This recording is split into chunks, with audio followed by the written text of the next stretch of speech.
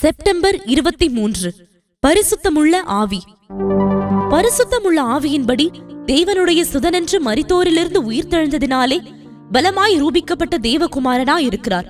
ரோமர் 1:5. மிகப்பெரிய சத்ருவாகிய மரணத்தின் வல்லமையை மேற்கொள்ளும்படி ஒருவருக்கு இருக்கக்கூடிய மிகப்பெரிய வல்லமை பரிசுத்தமே ஆகும். மேற்காணும் வேத பகுதியில் கர்த்தராகிய இயேசு பரிசுத்தமுள்ள ஆவியினாலேயே மரித்தோரிலிருந்து எழுப்பப்பட்டார் என்று நாம் காண்கிறோம். நம்முடைய ஆவி பரிசுத்தமாக்கப்பட்டு அது பரிசுத்தமுள்ள ஆவியாக மாற வேண்டும். வேறு வார்த்தைகளில் கூறின், நம்முடைய ஆவியானது நம்மை தீட்டுப்படுத்தக்கூடிய ஏதுக்களாகிய இச்சை, பெருமை, பகை, பொறாமை, கோபம் போன்றவற்றிலிருந்து விடுதலையாக்கப்பட வேண்டும். நாம் மரிக்கும் போது நம்முடைய சரீரத்தை அல்ல, நம் ஆவியையே நாம் தேவனுடைய கருத்தில் ஒப்புவிக்க போகிறோம். கர்த்தராகிய இயேசு, பிதாவே, உம்முடைய கண்களில் என் ஆவியை ஒப்புவிக்கிறேன் என்று கூறி மரித்தார்.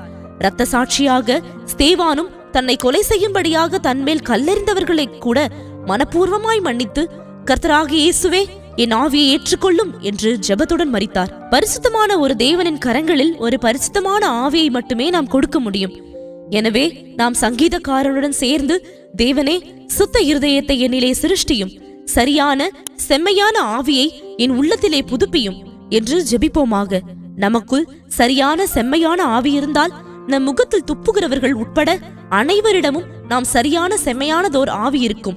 கர்த்தருக்கு ஸ்தோத்திரம்.